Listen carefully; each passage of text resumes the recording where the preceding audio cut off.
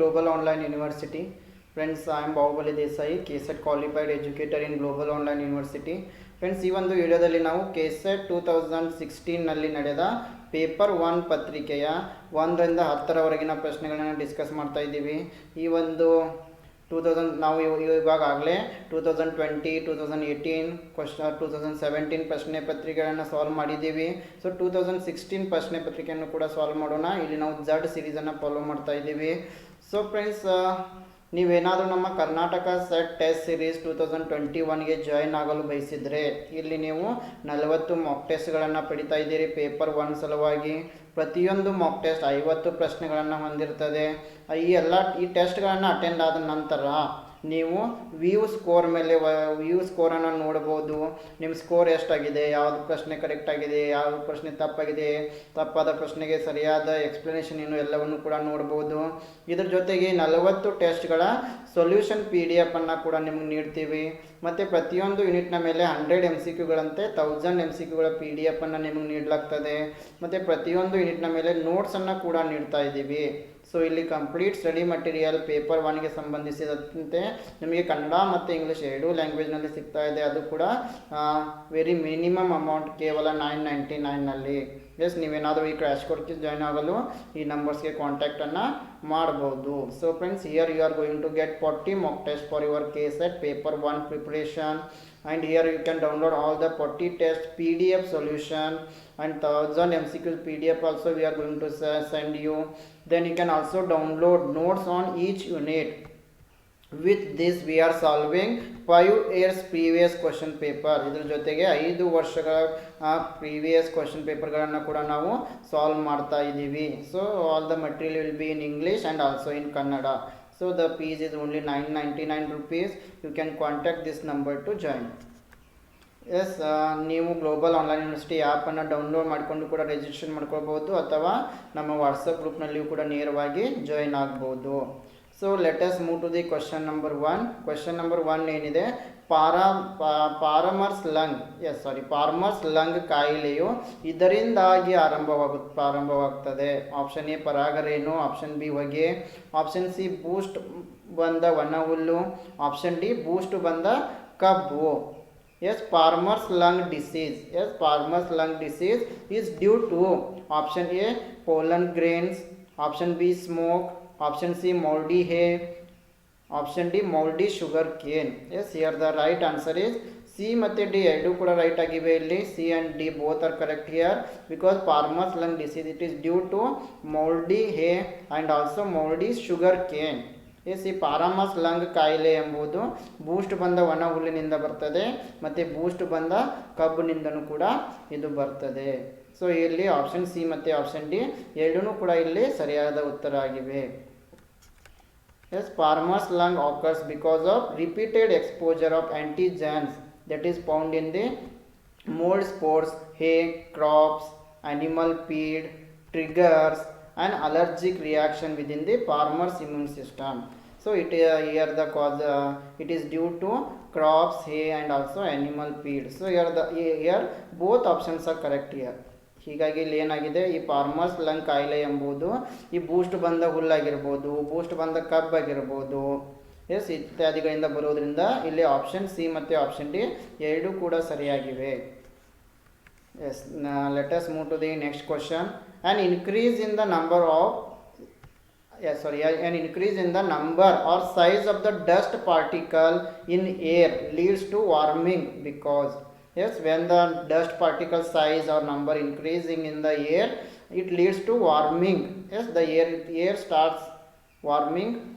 This is because, what is the reason here? Option A, it scatters moisture in air.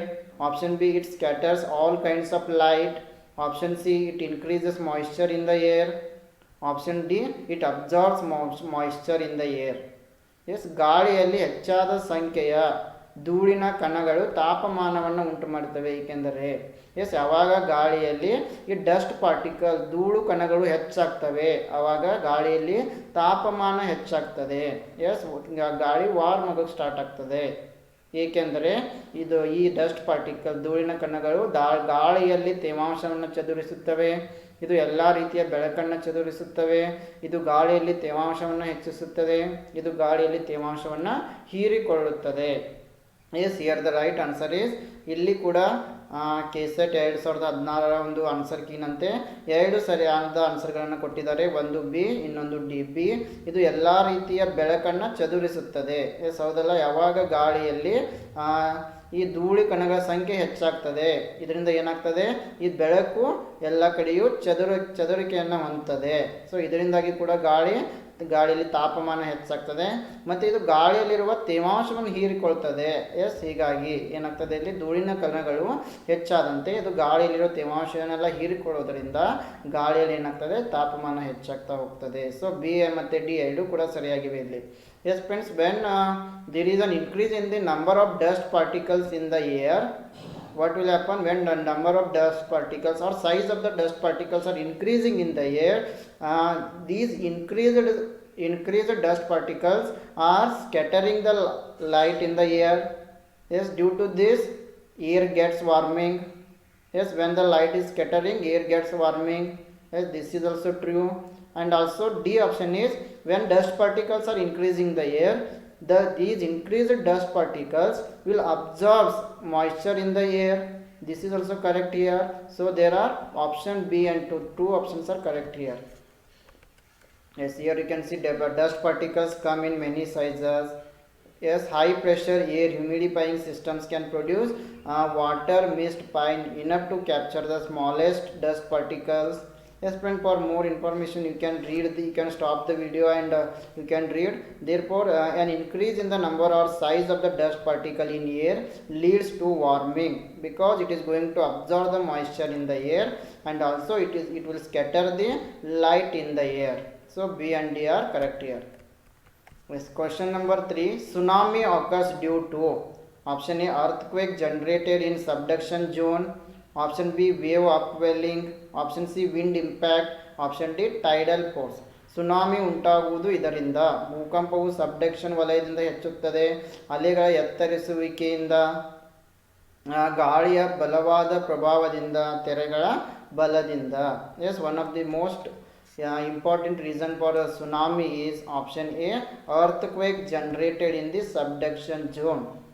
Yes, ಭೂಕಂಪವು subduction ವಲಯದಿಂದ ಹುಟ್ಟುತ್ತದೆ. So option A is the right answer.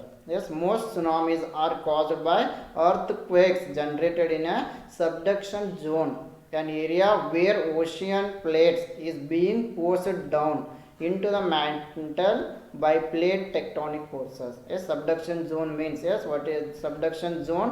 It is an area, yes, where oceanic plates are being pushed down into the mantle by plate tectonic forces. Yes, please remember it. So tsunamis are most tsunamis. There are also some other reasons are there, but most tsunamis occurs due to the earthquakes in subduction zone. ಇನ್ನೂ ಹಲವಾರು ಕಾರಣಗಳಿವೆ ಸುನಾಮಿಗೆ, ಆದರೆ ಹೆಚ್ಚಿನ ಸುನಾಮಿಗಳು ಈ subduction ಝೋನ್ನಲ್ಲಿ ಉಂಟಾಗುವ ಭೂಕಂಪಗಳಿಂದ ಉಂಟಾಗ್ತವೆ. Yes, question number 4, the percentage of solar radiation used in photosynthesis is. Yes, the percentage of solar radiation used in photosynthesis process is option A 10, option B 12, option C 8, option D 4. ದ್ಯುತಿ ಸಂಶ್ಲೇಷಣಾ ಕ್ರಿಯೆಯಲ್ಲಿ ಉಪಯೋಗಿಸಲ್ಪಡುವ ಸೌರ ವಿಕಿರಣದ ಶೇಕಡಾ ಪ್ರಮಾಣ ಎಷ್ಟು? S, ಈ ಒಂದು ಪ್ರಶ್ನೆಗೆ ನಮಗೆ ಇಲ್ಲಿ ಗ್ರೇಸ್ ಮಾರ್ಕ್ಸ್ ಅನ್ನು ನೀಡಲಾಗಿತ್ತು, because there is no correct option here. ಇಲ್ಲಿ ಯಾವುದೇ ಆಪ್ಷನ್ ಸರಿಯಾಗಿಲ್ಲ, ಹಾಗಾಗಿ ಗ್ರೇಸ್ ಮಾರ್ಕ್ಸ್ ಅನ್ನು ನೀಡಲಾಗಿತ್ತು. Then the percentage of solar radiation used in photosynthesis is 3 to 6%. Yes, that is 3 to 6%, 3ರಿಂದ 6%.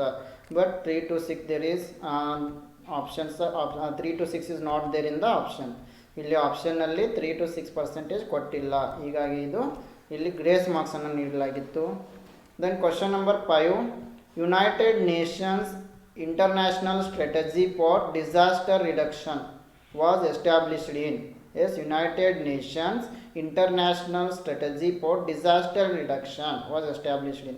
ಸಂಯುಕ್ತ ರಾಷ್ಟ್ರಗಳ ವಿಪತ್ತನ್ನು ಕಡಿಮೆಗೊಳಿಸುವುದಕ್ಕಾಗಿ ಅಂತಾರಾಷ್ಟ್ರೀಯ ಯುಗದ ಸ್ಥಾಪನೆಯಾಗಿದ್ದು 1999, 2001, 1996, 1998. The right answer is option A, 1999. Yes, please remember it. United Nations International Strategy for Disaster Reduction. It's established in the year of 1999. Yes, the United Nations Office for Disaster Risk Reduction. It was created in December 1999. And what is the main motive of this? To ensure the implementation of international strategy for disaster reduction. And also please remember the headquarter location. Here the headquarter location of United Nations Disaster Risk Reduction is Geneva, which is located in Switzerland. Founded on 22 December 1999. Yes, question number 6. The extent of land mass vulnerable to earthquake in India is.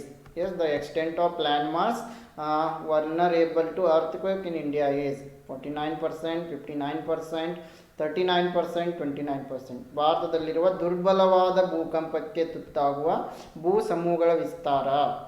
Yes, the right answer is option B. It is 59%. ಎಷ್ಟು ಪ್ರತಿಶತ ಅಂತಂದರೆ 59%. Question number 7. Yes, question number 7. From here the questions are related to teaching aptitude. Up 1 to 6 questions were related to environmental economics. Okay, let us see the question. One of the following behaviors is not characteristic of a democratic teacher. Yes, which one is the not character of the democratic teacher? Option A, try to understand the socio-economic background of the students. Option B, affectionate even to poorly performing students. Tolerate nonsensical questions from students. Option D, tolerate even mischievous and aggressive behavior of the students. Yes, ಕೆಳಗೆ ಕೊಟ್ಟಿರೋ ವರ್ತನೆಗಳಲ್ಲಿ ಯಾವುದು ಪ್ರಜಾಸತ್ತಾತ್ಮಕ ಗುರುವಿನ ವಿಶೇಷ ಲಕ್ಷಣವಲ್ಲ? ತನ್ನ ವಿದ್ಯಾರ್ಥಿಗಳ ಸಮಾಜೋ ಆರ್ಥಿಕ ಹಿನ್ನೆಲೆಯನ್ನು ಅರ್ಥೈಸಿಕೊಳ್ಳಲು ಪ್ರಯತ್ನಿಸುವುದು. ಆಪ್ಷನ್ ಬಿ, ವಿದ್ಯಾರ್ಥಿಗಳು ಕಳಪೆ ನಿರ್ವಹಣೆ ಮಾಡಿದಾಗಲೂ ಅವರಿಗೆ ವಾತ್ಸಲ್ಯ ತೋರಿಸುವುದು. ಆಪ್ಷನ್ ಸಿ, ವಿದ್ಯಾರ್ಥಿಗಳು ಕೇಳುವ ಅಸಂಬದ್ಧ ಪ್ರಶ್ನೆಗಳನ್ನು ಸಹಿಸುವುದು. ಆಪ್ಷನ್ ಡಿ, ವಿದ್ಯಾರ್ಥಿಗಳ ಕೀಟಲೆಯ ಮತ್ತು ಆಕ್ರಮಣಶೀಲ ನಡತೆಯನ್ನು ಕೂಡ ಸಹಿಸಿಕೊಳ್ಳುವುದು. Yes, which is not the characteristic of democratic teacher. Try to understand the socio-economic background of the students. This is a good character of the democratic teacher. Yes, ವಿದ್ಯಾರ್ಥಿಗಳ ಆರ್ಥಿಕ ಹಿನ್ನೆಲೆಯನ್ನು ಅರ್ಥೈಸಿಕೊಳ್ಳುವುದು ಉತ್ತಮ ಪ್ರಜಾಸತ್ತಾತ್ಮಕ ಗುರುವಿನ ಲಕ್ಷಣವಾಗಿರುತ್ತದೆ. So affectionate even poorly performing students. Yes, this is also correct. If the students are not performing well, then also teacher can show affectionate with them. Their teacher will try to improve them.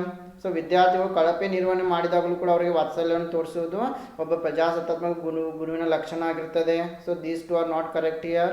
So then tolerate nonsensical questions from students. Yes, when students are asking non-sensical questions, yes, the questions which are not related to the syllabus or teaching level, then some teacher will also tolerate this. Yes, ಯಾವಾಗ ವಿದ್ಯಾರ್ಥಿಗಳು ಅಸಂಬದ್ಧ ಪ್ರಶ್ನೆಗಳನ್ನ ಕೇಳ್ತಾರೆ ಅದನ್ನು ಕೂಡ ಒಬ್ಬ ಪ್ರಜಾಸತ್ತಾತ್ಮಕ ಶಿಕ್ಷಕ ಸಹಿಸ್ಕೊಳ್ತಾನೆ. But when students are tolerating even mischievous and aggressive behaviour of the students, yes, teacher is not going to tolerate this level of behaviour from the students. So option D is the correct answer. Yes, ಇಲ್ಲಿ ವಿದ್ಯಾರ್ಥಿಗಳ ಕೀಟಲೆಯ ಮತ್ತು ಆಕ್ರಮಣಶೀಲ ನಡತೆಯನ್ನು ಯಾವುದೇ ಒಬ್ಬ teacher ಸಹಿಸಿಕೊಳ್ಳಲು ಸಾಧ್ಯವಾಗುವುದಿಲ್ಲ. So ಇಲ್ಲಿ ಸರಿಯಾದ ಉತ್ತರ ಯಾವುದು? Option D. Yes, option D. It is not the characteristic of democratic teacher.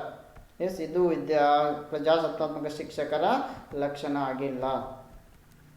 Question number 8, match the following. Method of teaching, then technique.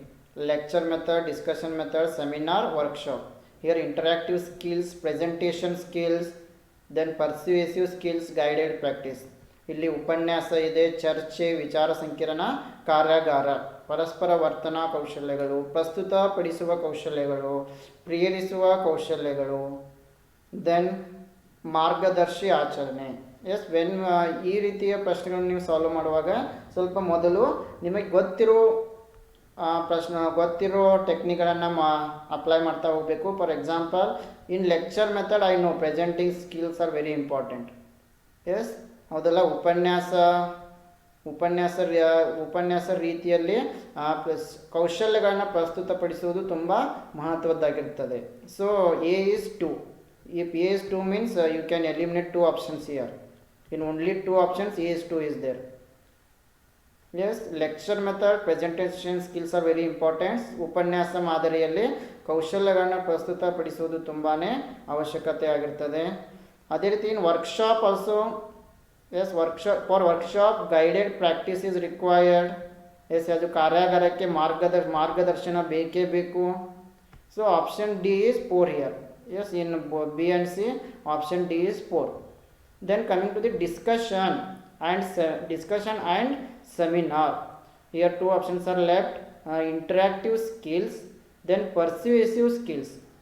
S, ಚರ್ಚೆ ಮತ್ತು ವಿಚಾರ ಸಂಕಿರಣಗಳು 2 ಉಳಿದಿದ್ದಾವೆ.